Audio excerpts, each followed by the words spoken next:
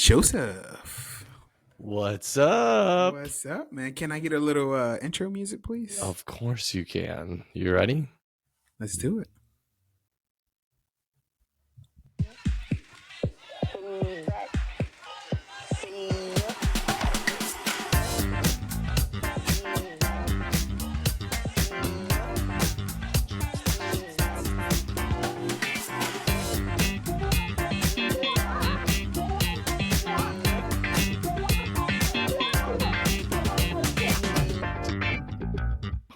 I don't see that getting old. I really like that beat, dude. I It's agree. really good, man. It's really It is good, man. always fun. It runs for just the right amount of time. It does. It does. Ready to talk some sports, buddy? Let's do it. Let's do it. Let's start with the NHL first, man. Yesterday we had some what would you call them, blowouts? I mean, the Devils game, Devils Yeah. Canes was definitely a blowout. 100%. I think both are Yeah. blowouts. Because if you look at the Stars played great yesterday. Yeah. I know the final score was 6-3, but the Stars dominated that game. Like, I'm looking at it right now. At one point, the game was 4-0. So, just total domination by the Stars. Yeah, they look good, and it got me wondering. I think the Devils series is over with. Devils Canes. I think Canes take it. I mean, whether if it's next game or Game 6, I don't see the Devils coming back from this one.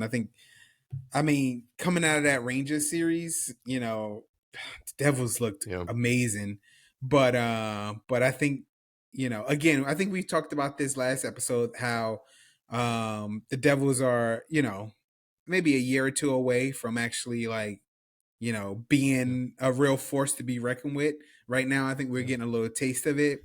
And then the Kraken Stars, that's the only game that got me wondering, did the Kraken have a off night?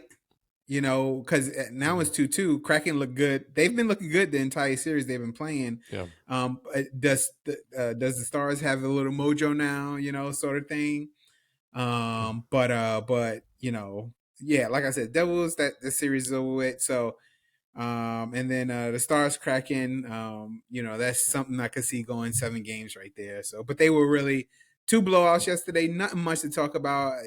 Both teams, Devils and Kraken, just didn't show up yesterday, and Stars and Canes did. That's the whole story yesterday for me. Yeah, 100% agree on the Devil Canes matchup. Don't have a lot to say about it. I will say, the one thing I will say is, if the Devils lost, but it was like a 3-2, 4-2, 2-1 type game, I still think the Devils, I still think that goes at least 6.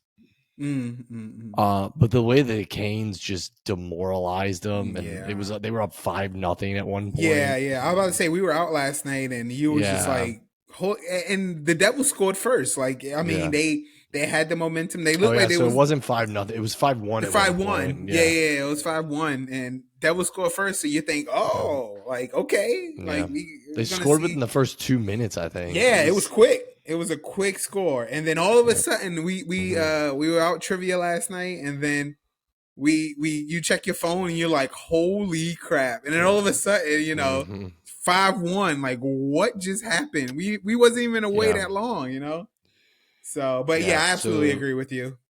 And it happened in Jersey. The game was in Jersey at the Prudential Center. Yeah. So I think Canes, it goes back to Raleigh for the next game. I think Canes will take it at home ice. Yeah. If there's any silver lining for Devils fans, the first 2 games against the Rangers, they did get blown out, but they also eventually took a 3-2 series lead. Yeah, so.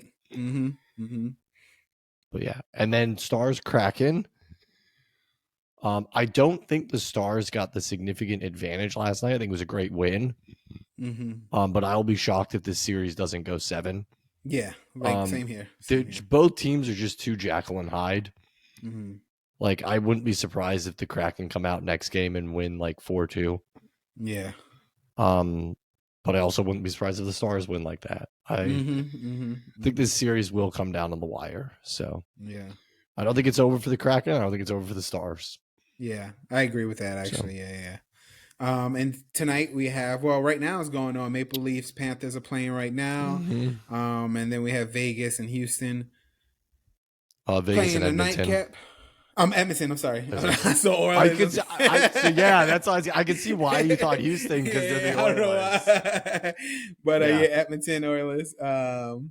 Right. So, and going back to talking about Devils Canes. If Canes do close it out tomorrow, they'll be done early work. Panthers win tonight. They'll be done for 4-game sweep, and then that'll be that series right there, Canes Panthers. I will predict, and this all I'm just saying this based on if the Panthers close it out tonight, that'll be a 7-game series. Both of them be well rested, ready to rock and roll. That'd be a good series. Again, I'm not counting out Toronto, even though they're down. I'm just saying the time, as far as if you close it out in the sweep and you have some time to rest and get back on the ice, play against what we both think will be the Canes.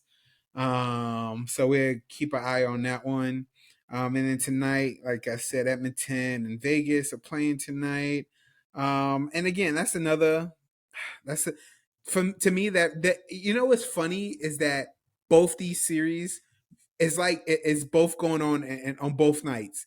So again, yesterday we had the Devils and Canes, and the Canes just look unstoppable, right? And then we have the Panthers and Maple Leafs. Panthers look unstoppable, right? Then yesterday we had Stars, Kraken. We just don't know which way it's going to go. And I think we could say the same thing about Vegas and Edmonton. I don't know which way it's going to go. Vegas is up right now 2-1. And so we can see if Edmonton, I was about to say Houston again, if Edmonton can tie it up 2-2 tonight. Yeah. Interesting thing about that series is it's been back and forth, but all the games the teams have won have been blowouts. So like Vegas owned Edmonton game 1. Edmonton gave it right back to them game 2, and Vegas came right back and destroyed them game 3. So yeah. It's weird because like I could see that one going 7, but like none of those games have been particularly entertaining because they've all been of the blowouts. Yeah. But and I get it. I get what you're saying. But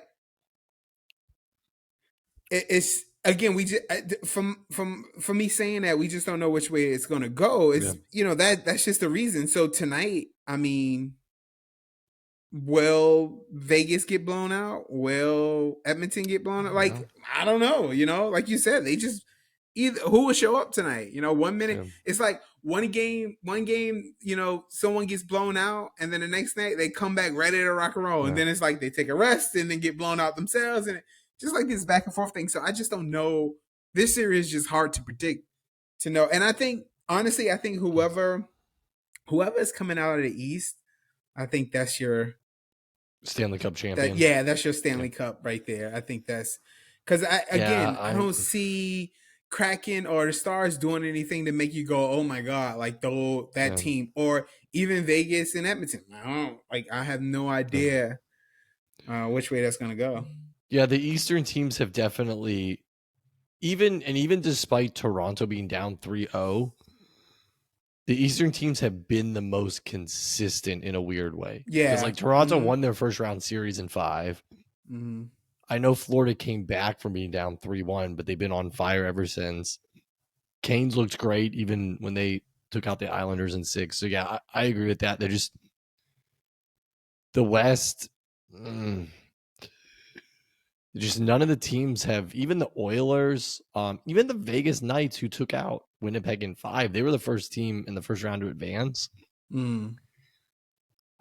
What I see against the Oilers, I don't know. I don't trust Vegas in general. Yeah. So, yeah. Last thing I'll say about the NHL is Toronto's down 3-0. Obviously never good. However, of all the 4 major sports, so baseball, hockey, football, obviously football doesn't really relate to this one, but basketball, hockey, the NHL have had the most comebacks from being down 3-0. It's happened 4 times in the entire history of hockey. Yeah. And interesting, one of the 4 teams to come back from being down 3-0, Toronto Maple Leafs. Oh. Now, they did it in 1942. But I mean, a fact's a fact. So hey, you ain't lying about that. That's true. It happened, even though it was well over 85 years ago. I'm just and to give a little, to give a little more positivity. The last time it did happen was in 2014. So pretty recently, you got the Kings defeated the Sharks, came back from down 3-0, and the Kings rode that momentum all the way to a Stanley Cup that year, actually beating your Rangers in 5. Yeah. So, you think that can be something that can happen right now? No, I do not. You just wanted to throw that stat out there, that's all. No, the Panthers, the Sharks, they were listen, I do like the Sharks. They're one of the few California teams of any sport I kind of like. They were a team that were on their last legs when that happened. Now they did make it to the Stanley Cup 2 years later and lost. But you could tell their age in that series. Florida doesn't have that problem. So, yeah, I don't know if Florida will close it out tonight. I mean, it's 0-0 right now, but yeah. Florida will win that series. And if Toronto comes back, excuse me. I don't know. I won't do anything too crazy, but I'll feel like an idiot. About the same way I felt when the Chargers gave up. Yeah, let's not talk what was about it, 25 points? 28 points. Oh my god. Yeah. I don't. It'll be something amazing to see if it happened. Like if they did come back, that'd be amazing to see. I just don't. Ooh, I think I gotta sneeze again. I'm sorry, guys. No, you're good. Yeah, I don't think it's gonna happen either. So, but yeah, we have another podcast tomorrow. Obviously, we'll find out what happened and have more insight tomorrow about that. Let's shoot over to the NBA playoffs. Yesterday, we saw the Sixers beat the Celtics. We saw the Nuggets beat the Suns. Tonight, we got right now I'm playing Knicks. Heat are playing right now. Then tonight, we have Lakers, Warriors. Going back to yesterday's game, so both the Nuggets and 76ers are up 3-2. I mean, are we seeing 4-2? Are we seeing finishes by the Nuggets and the Sixers? What do you think, buddy? So, the only reason I'm smiling is, when I was uploading everything today, I was listening to the episode we did on Monday, and I totally forgot, but I stuck with the Sixers. I was like, I'll ride with the Sixers. And they rewarded me Monday night. So I'm pretty happy about that. I think it goes 7 though. I think Boston will take game 6. I believe it's tomorrow. Yeah, it's tomorrow. Which will be interesting because if Boston wins tomorrow, they win in Philly, which means the Sixers have to steal another game in Boston, which could be tough, but I think they'll do it. And I think the Nuggets will close out the Suns tomorrow. The issue with Jokic was kind of, like you said, ended up being a non-factor. Yeah. I know they're in Phoenix. I don't know, man. I like this Nuggets team. This Nuggets team is, I don't know. I'm not saying they're going to win it all, but I mean, the Lakers, and I mean, obviously I'm jumping to conclusions here. The Lakers are going to have their hands full in the Western Conference Finals. So, yeah, if they play Denver, yeah, without a doubt. I agree with you. The Celtics Sixers game, I mean, playing, because I've seen it, and when you have to play in Boston, that's a hard place to play. Like, especially game 7, and it's so if they do win in Philly and go back to Boston for Game 7, I couldn't pick against Boston. I just think Okay. that having that home field advantage, I just think that's what it is. And Suns Nuggets, to me, dude, the Sun, I get it. KD, Booker, Pierce. I mean Pierce. Chris Paul. Chris Paul. Yeah. I don't think it's a weird big three. It's not like It is. You know what I'm saying? Like I don't like Booker with himself and being the star and then having a role player, that works. KD being somewhere where he's a superstar and have role players, that will work. But I'm not against, hey, join another superstar and try to win. Hey, go win it. If you could do it, go win a championship. Do you? I'm not gonna be like, oh my god, they win because they had two superstars. That don't bother me. They did it. They got it done. Hey, now they won a chip. Good for them, right? But this combination, I don't know what it is, dude. It doesn't scream success. Like once that trade happened, I didn't go to myself, wow, the odds of them winning is just going to be out of this roof and they're going to run through the West. And that never occurred to me. And it's still not during the playoffs. And it shows, Denver and Murray and Djokovic, they've been together for a while now. So they have that chemistry. The role players understand their roles. Aaron Gordon has been, I think that was a great move when he came from Orlando because he tried to be that star in Orlando, but I don't think he was that star. He was a great player, but I don't think he was a superstar, great player, Yeah. But he found his role in Denver, which I think that was an amazing move right there. So yeah, I think they have all the right pieces. I think they're doing great. If they do face the Lakers, in the Western Conference Finals, the X factor would be who is guarding Jokic, like who is taking him on. AD, okay, but I mean, we talking 7 games, and this dude gets he's on his 4th triple double, I believe, if I'm not mistaken, in this series. Is it the series or in the playoffs? I think it's the playoffs. Let me check. I think it's the playoffs. This is his 4th triple double in the playoffs, which is still a big feat, because that's like one of the rarest things you can do. But he's doing it in the playoffs, and so yeah, Denver. I just it's going to be a good series if they close it out and move on, and if again. The Golden State definitely doesn't have a chance against if they come back from being down 3-1 and beat the Lakers. They have no chance against Denver. But the Lakers, because they have AD, and obviously Bron, and the way that everybody is just playing well together. I think they have a chance. I'm not saying they will win, but they do have a chance with the experience of Bron and all the players around. I think they have a better chance than the Warriors do against Denver. Did you find? So you were right. It was his 4th triple double of the playoffs.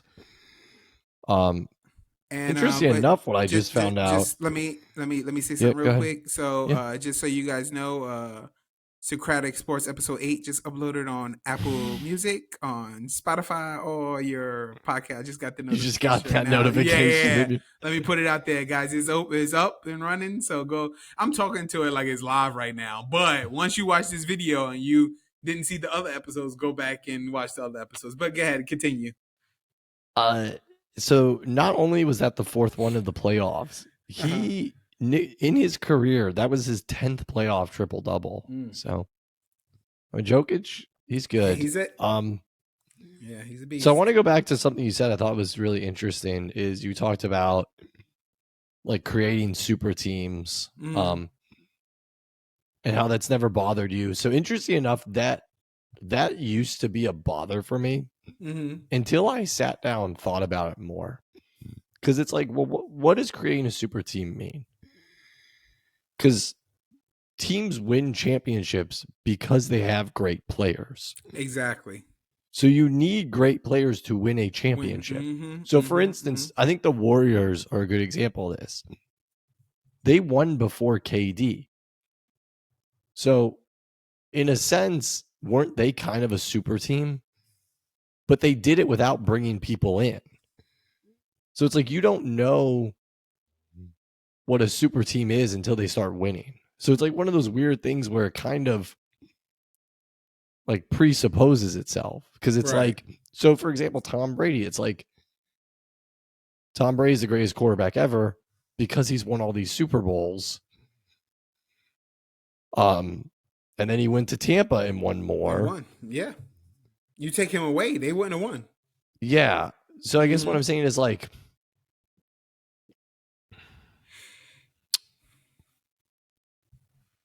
I lost what I was saying. You was going to a really good thought. I was going there, and no, I get it. Like the super teams, and like I said, it doesn't bother me. Go. KD came to the Warriors. Yeah. He won a ring. Good for him. He got a ring now. He had to do it with Steph and Clay, and it's not wrong with that. Do like, hey, you gotta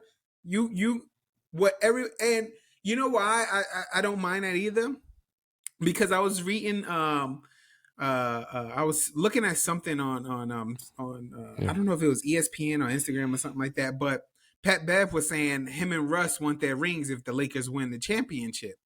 And some people was like, "Oh, you left, you got traded and all that stuff like that." But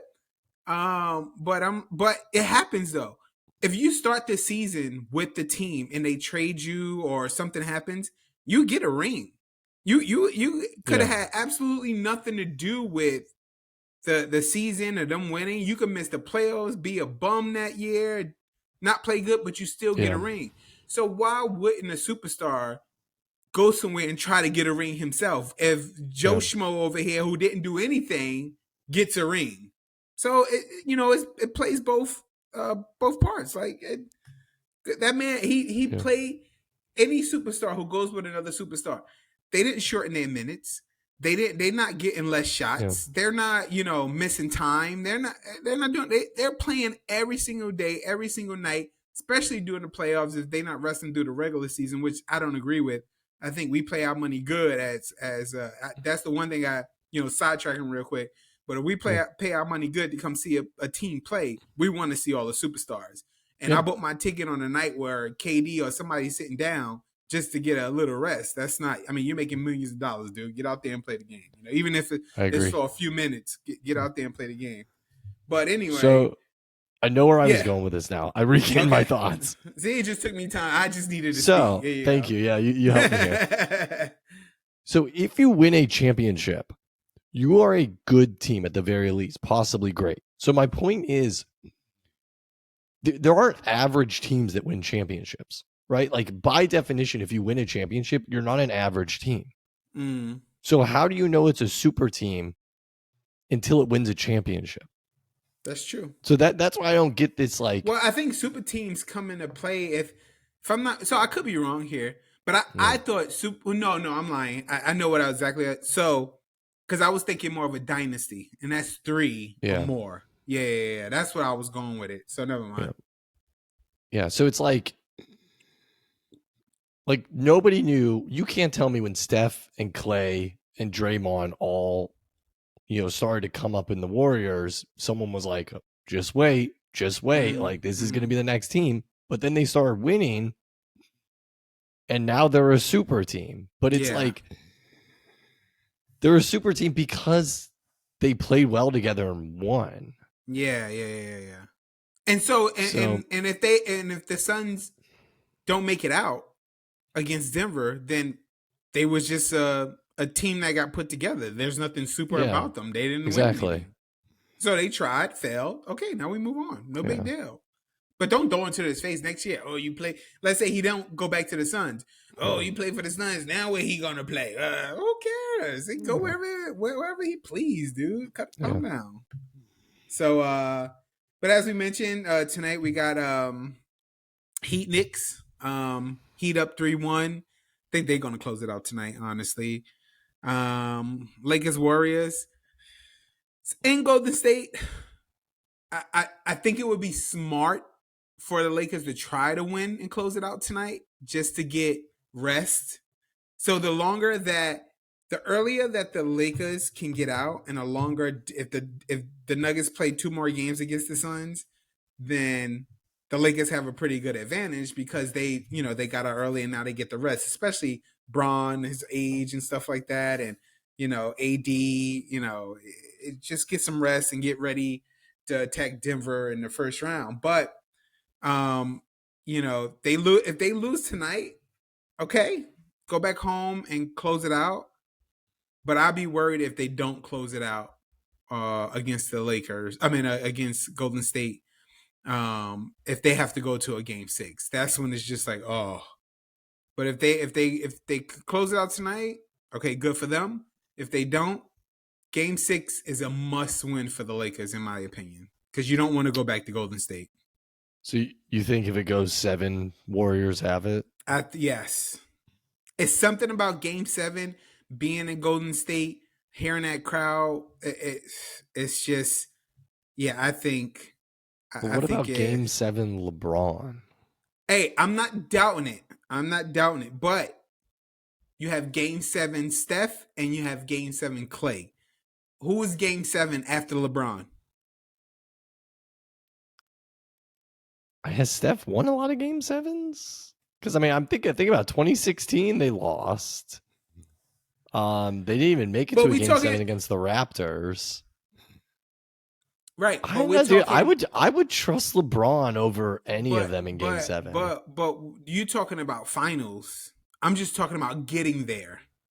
If you need to get there, yes. But it does it wear on you? Yeah, of course it does. And, maybe those game 7s or didn't even make it to a game 7. They just didn't have their best, which is cool. But to get to a game 7 after being down 3-1 and giving them an opportunity to win a game 7 at their home, I wouldn't doubt. Now, don't get me wrong. I don't want to go against LeBron. Like when coming into this series, let's go LeBron. Like, hey, do number 7 seed. No, nobody believing in him. Do your thing. I think he's this generation the greatest basketball player. Just this generation. Well, yeah, I'm not, because I mean, that MJ LeBron talk. I'm not going there. I mean, MJ is MJ, LeBron is LeBron. I'm not going to have this back and forth with people about who's the greatest all time. This generation, LeBron is the greatest of all time. Previous generation, Michael Jordan, the greatest of all time. And there was somebody before him that, whether it's Bill Russell or whoever they want to call it, I'm just saying this generation, LeBron is the best player. If you want to have an overall talk about who's the best player of all time, I mean, we can. Again, you could talk about who has 11 rings, who has 6 rings, who has 4 rings, right? If you want to do rings. If rings is if what matters, then Michael Jordan can't be the best player of all time. If you want to talk about who changed the game, who changed the way that we watch basketball, the way that we see it, Michael Jordan. You want to change who had the biggest impact everywhere they went? LeBron. They all have their greatness for a reason. That's why I say generation. So that was a little off topic, but no, it's fine. It's interesting. Yeah, that's how I'm rolling with it. Okay. But so yeah, I'd be worried if I have to go to Golden State in a game 7. I think it's crucial for them to close it out in game 6. Now, do they have a chance? Yeah, I'm not saying they don't. I'm just saying the odds of them going on to the next round is slim, at a game 7 in Golden State. That's all. And yeah, like I said, I don't think it's much to talk about Heat Knicks. I think the Knicks are, again, I think I said this on our last episode, a big man or another star player away from, from being something good. And yeah, kudos to them. I think this was a successful season. And I actually did have a question last episode and I forgot to ask you. But I'll pose it right now. Right now, if you had to start an NBA team with a point guard, are you going Brunson or Kyrie Irving? Oh, Brunson, 100%. Yeah, I was thinking the same thing. I was thinking the same thing. And again, I know this isn't something we talk about a lot in this podcast. I think do I think Kyrie's more talented? I do, without a doubt. Not by a large margin. Yeah. And I mean, frankly, whether you agree with Kyrie's stuff or not, he is, for me, if I owned or coach a basketball team, he's too much of a distraction, for better or worse. Yeah. I think Brunson again. Yeah.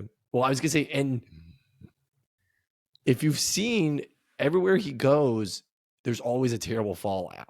Mm-hmm. So it's like, and at some point, like with the Cavs, okay, maybe that was the organization, maybe the Celtics was, but like once you get to Brooklyn and there's a fallout, at some point I'm looking at like, what are you doing? Like what's happening here? It's like if a person goes to a job and they're at that job for like a year and they leave and they're like, management stunk. They did this, X, Y, Z. All right, I'll believe it. Then you go to another job and you're there for like 6 months and it's management, they're doing this. All right, again, I'll give you the benefit of the doubt. Once you hit the third one and you're only there for like 6 months to a year and like the same stuff that you've been complaining about the last one is happening again, then I'm going to ask you like respectfully, like what's up here? Yeah. What's this really about? And that's kind of feel about Kyrie. I actually was not crazy. I'm not really a Mavericks fan. But I thought that was, knowing Mark Cuban, the kind of person he is, I was surprised he went and got Kyrie. That was an interesting move to me. I mean, I think that was more of a desperate move. It was like they needed something, Yeah. And I think they messed up by not re-signing Brunson. Like, I think that was 100% right there. Yeah. They should have definitely kept him. 100%. And he's showing them that they should have. But yeah, I think you're absolutely right. I think Brunson, from what I've seen, his style of play and how it seems like he commands the team more than Kyrie does. Now, Kyrie's skills, out of this world. Taking nothing away from Kyrie, I just don't think if where Kyrie has been. I mean, we talking Boston, we talking Brooklyn. I'm about to say Jersey, but Brooklyn, Cavs. He went from LeBron to KD to with Harden, Luka. Kyrie has the skills to be the point guard, right? But he doesn't have that mindset of being the leader, I think. Yeah. And I think that's where, that's the difference. I think Brunson is using his leadership skills to actually get more. And you can tell he's got, I don't think anyone expected this from the Knicks.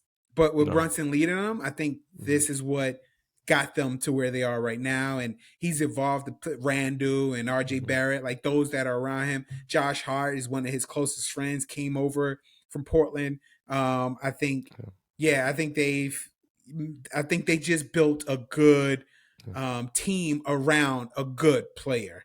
And I'll try to bring it full circle here so I make up for my kind of absent-minded faux pas. So let's fast forward, like, let's just say 2 years. And the Knicks with this core, like Josh Hart, Brunson, Obi Toppin, RJ Barrett, maybe Julius Randle hangs around, and there's a lot of talk that he might get traded. Let's say they do win a finals.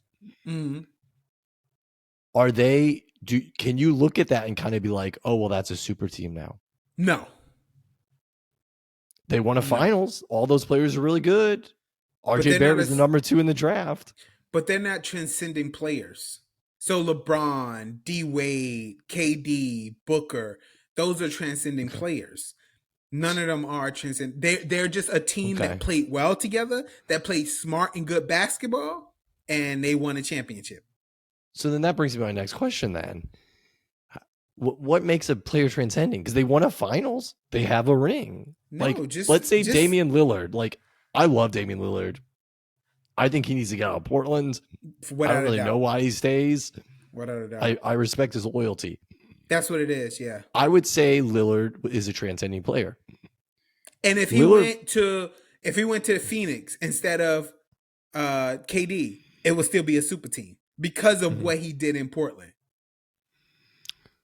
But if he never wins a ring, so again, I don't know. Like, is he still a transcending player the same way that like LeBron or KD? Without a doubt, what if KD never wins a ring outside of Golden State? He's still a transcending player. I mean, if you just look at his stats, if you just look at what he does on the court, and like who's stopping?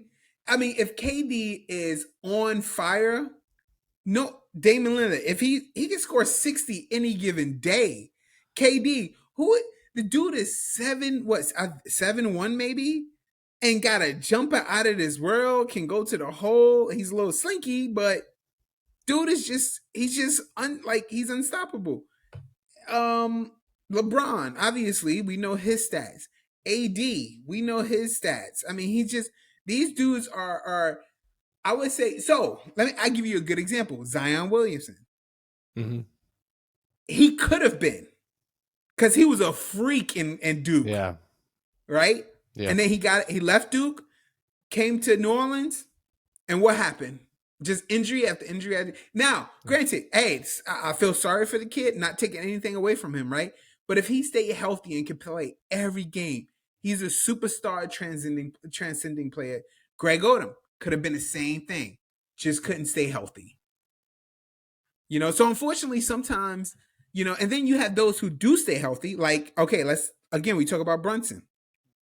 Dude is a great player, just doesn't have that superstar caliber, which is fine, right?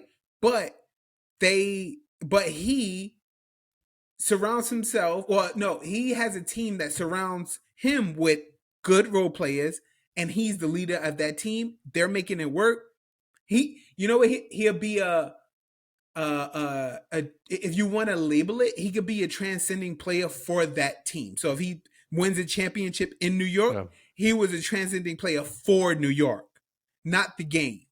Some people are transcending players for the game, and it goes outside of that too. Because if you look at what they bring to the team, players like like I said, Bron, Curry, Russell Westbrook. I mean, these dudes are like in the top 10 or top 20 of the Forbes list for what they bring in annually from not just the game, but from sponsors and stuff. So that speaks volumes also. So it's not just the game itself. It's like, what are they doing within the game?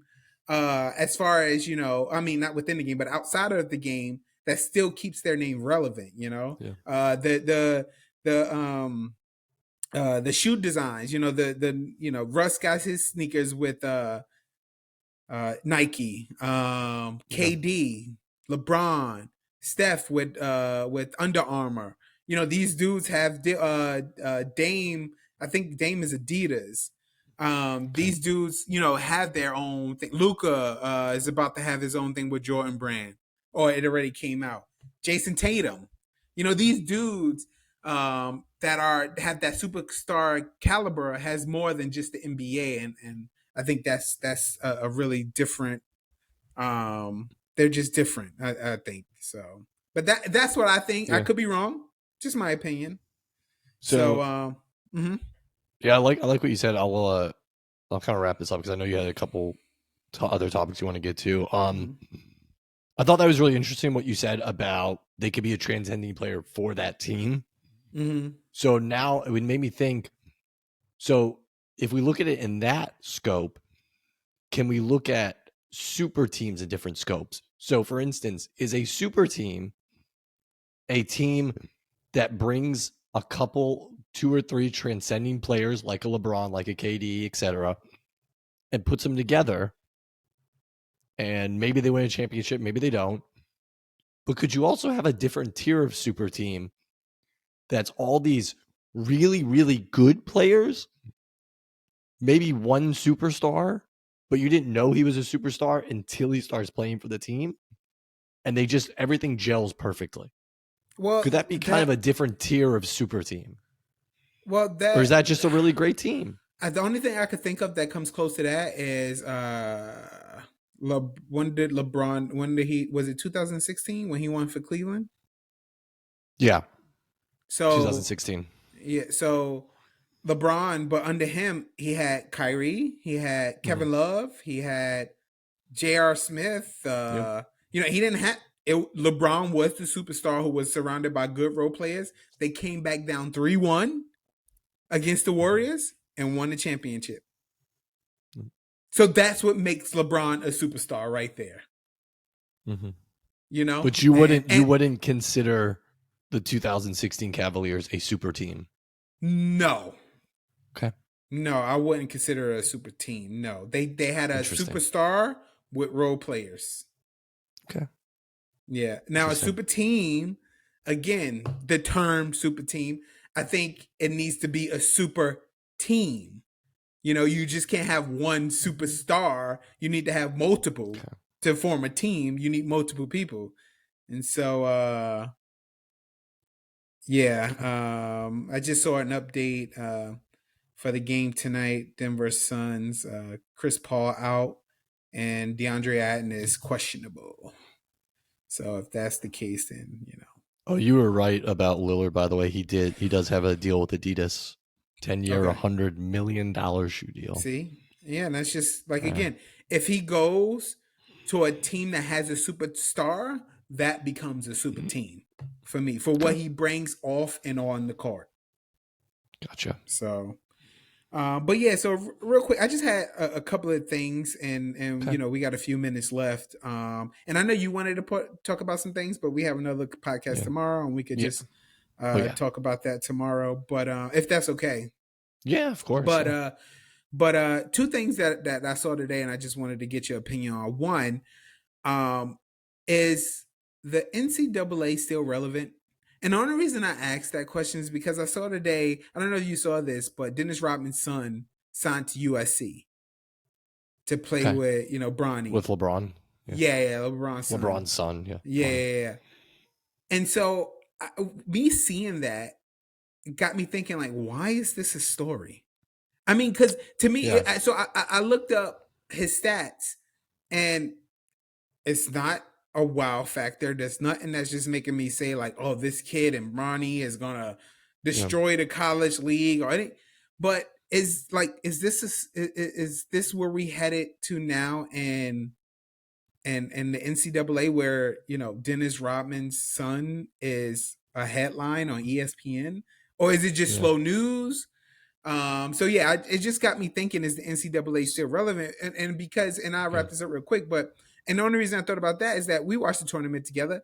I mean, you have the big names that's not even making the tournament. We have the finals. The final four is a 5, 4, 5, and 9. No ones, no twos, no threes. Okay. So I was just curious if the college game was still even relevant anymore. So if I understand the question kind of the way I understand it, if you're only asking about college basketball, I would say yes. Okay. If you were asking about overall college sports, is college sports still relevant? It's a resounding yes. Yeah, especially just the college basketball. Football. No. So I would still say yes, because March Madness, if anything, honestly, it might be getting more popular. This Final Four got more viewership. It had an insane amount of viewership. Even the women's Final Four, this was like the biggest viewership it had in years. I think parity, I will always think parity is a good thing.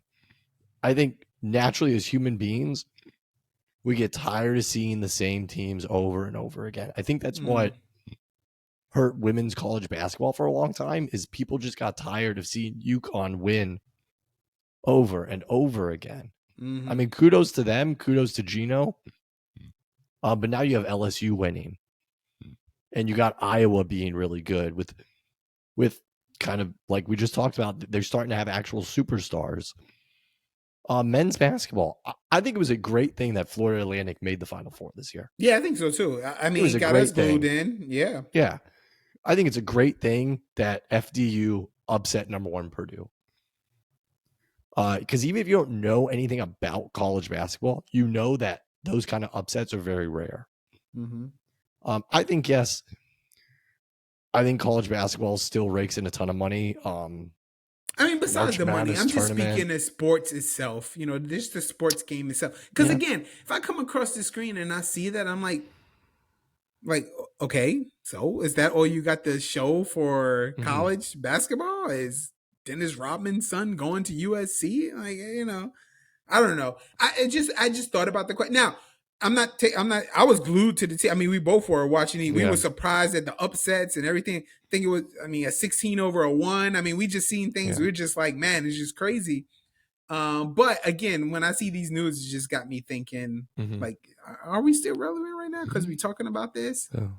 So, but yeah. So, I mean, great point. I love it. I just needed some clarification on that. And then my second question. So I don't know. I saw. I forwarded you an email. I don't know if you saw it. I did. You did. So should online sports gambling be legal in Texas?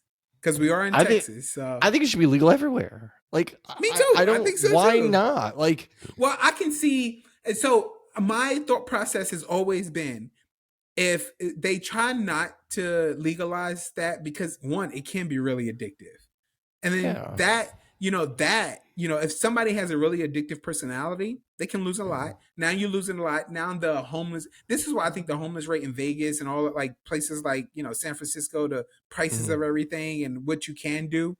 I just think it hurts society, and so I think they try to push away from it. But at the same time, I just think it's.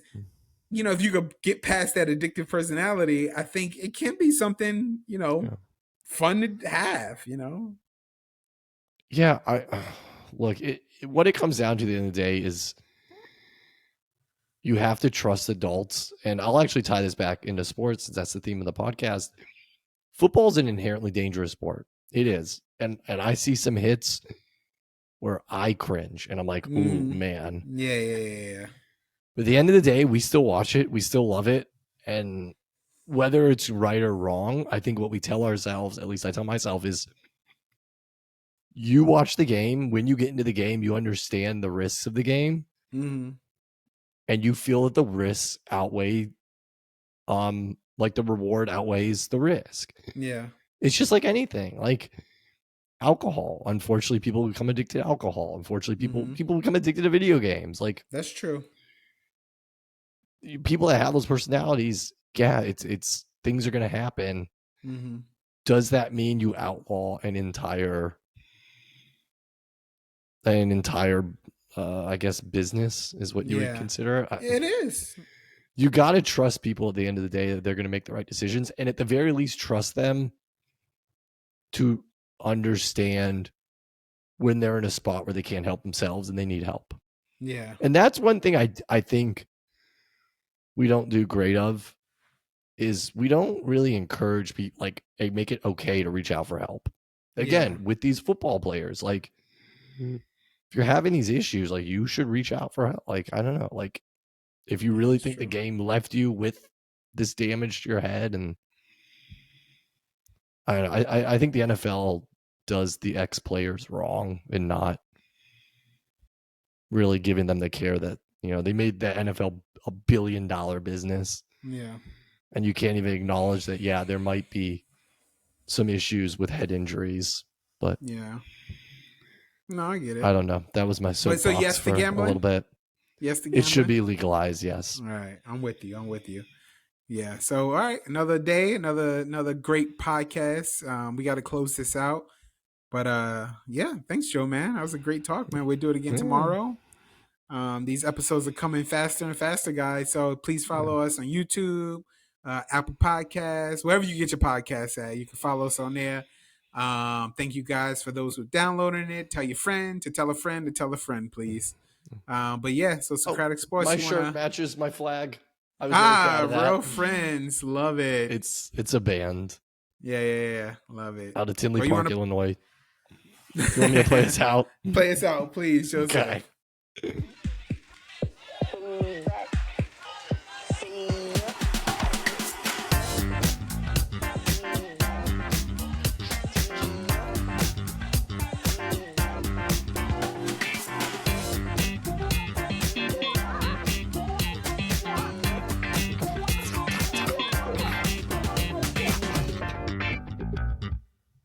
Till next time. See you next time, everybody. See y'all.